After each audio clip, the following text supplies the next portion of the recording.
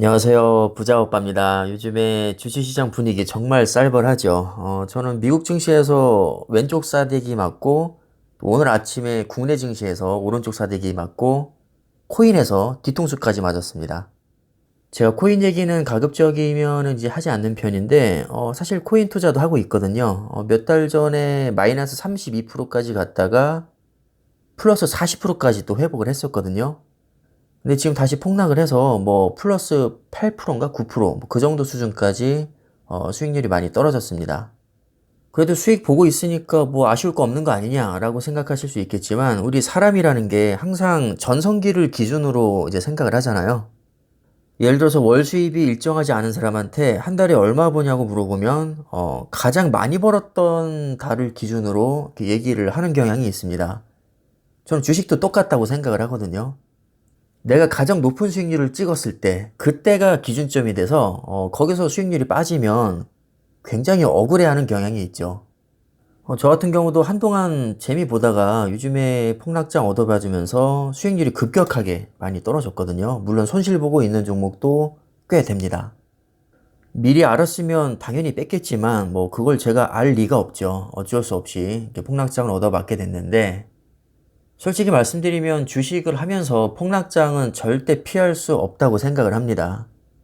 혹시 여러분이 아는 유튜버나 경제 전문가 중에서 어제 미국 증시가 이렇게까지 폭락할 거라는 것을 미리 알려준 사람이 있나요? 아마 없을 겁니다. 뭐 폭락장이 올 가능성이 높다는 것 정도는 뭐 누구나 어렵지 않게 예상을 할 수 있지만 정확히 몇 월 며칠에 몇 프로 폭락한다. 이렇게 맞출 수는 없습니다. 정확한 시기를 맞출 수 없다면 그냥 언젠가 얻어맞는다고 생각을 하고 우리 나름대로 대응책을 세워야 될 텐데 제가 개인적으로 생각하는 5가지 현실적인 대응 방안에 대해서 한번 말씀을 드려볼까 합니다. 첫 번째는 과도한 비투 몰빵은 자제하자는 겁니다. 만약에 이렇게 몰빵하게 되면 폭락장에서 물타기를 할 수가 없기 때문에 심리적으로 굉장히 위축이 될 수 있습니다. 그래서 두 번째로 말씀드리고 싶은 게 현금 보유를 하자는 건데, 일반적으로 현금은 제3의 종목으로 불리기도 하죠. 즉, 현금을 보유한다는 것 자체가, 안정적인 투자에 있어서 하나의 포트폴리오가 될 수 있다는 것이고, 실제로 하락장에서 굉장히 유용하게 쓰일 수 있습니다. 일반적으로 20%에서 40% 정도 현금 보유를 많이 추천을 하는 편인데, 이 비율은 사실 시장 상황에 따라서 달라질 수 있겠죠. 저 같은 경우는 시장 상황이 좋을 때는 현금 보유를 전혀 하지 않지만 요즘처럼 분위기가 안 좋을 때는 평소보다는 어느 정도 현금 비중을 두는 편입니다. 현금 보유 목적은 하나밖에 없죠. 폭락하게 되면 저가 매수 기회로 삼겠다는 겁니다. 당연히 현금 보유량이 많을수록 폭락장이 두렵지 않을 거고요. 오히려 폭락장이 오기를 바라는 여유까지 생기게 됩니다. 왜냐하면 내가 기껏 현금화 시켜놨는데 계속해서 떡상만 하게 되면 오히려 배가 아플 수 있거든요. 어느 정도 폭락장이 나와서 내가 저가 매수를 해야 현금 보유에 보람이 있지 않겠습니까? 어차피 60%에서 80%는 이미 투자를 하고 있을 테니까 상승하면 그 나름대로 이득을 봐서 좋은 것이고요. 폭락하면 내가 아껴뒀던 현금으로 물타기를 하면 됩니다. 즉 어떤 방향으로 흘러가도 멘탈을 유지할 수 있기 때문에 굉장히 현명한 전략이라고 할 수 있죠. 세 번째로 망할 가능성이 거의 제로에 가까운 초우량주에 장기 투자를 하자는 겁니다. 뭐 예를 들면 삼성전자, 애플, 마이크로소프트, 아마존, 필라델피아 반도체. 자, 이런 종목들은 누가 봐도 망할 가능성이 거의 없고 10년이고 20년이고 30년이고 지속적으로 우상향할 가능성이 매우 높은 종목들입니다. 경제 위기가 온다고 이런 종목들이 망할까요? 반토막이 나는 한이 있어도 언젠가는 전고점을 뚫을 가능성이 매우 높습니다. 물론 삼성전자 같은 초우량주도 뭐 정말 길면 2년까지도 횡보하거나 하락장을 실제로 경험한 적이 있는데 5년 단위로만 끊어봐도 5년 전에 비해서 주가가 낮았던 적은 단 한 번도 없습니다.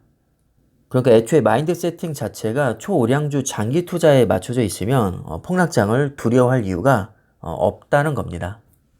네 번째도 제가 굉장히 개인적으로 좋아하는 방법인데요. 코스트 에버리지 효과를 노린 장기 분할 매수입니다.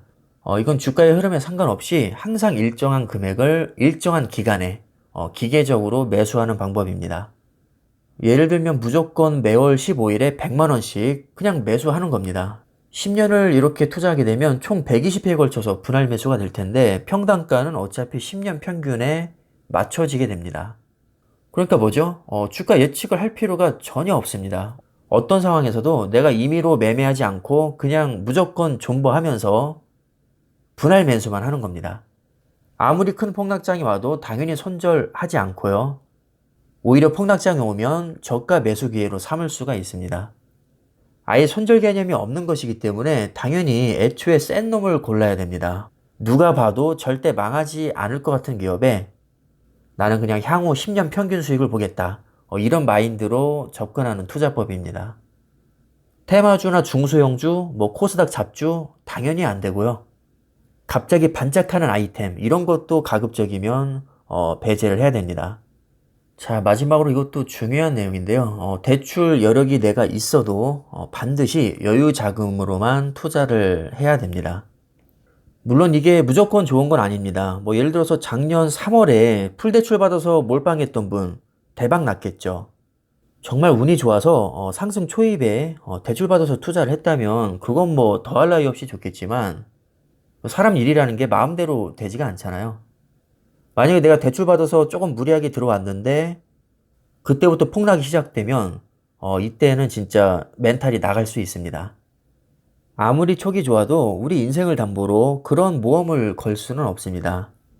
돈을 빨리 불리지 못하더라도 내가 가급적이면 좀 안전하게 여윳돈으로 하는 게 좋다고 생각을 하고요. 내가 대출 여력이 있음에도 불구하고 그것을 아껴두게 되면 정말 누가 봐도 역대급 최악의 폭락장이 실제로 왔을 때 이건 진짜 신이 내린 기회다.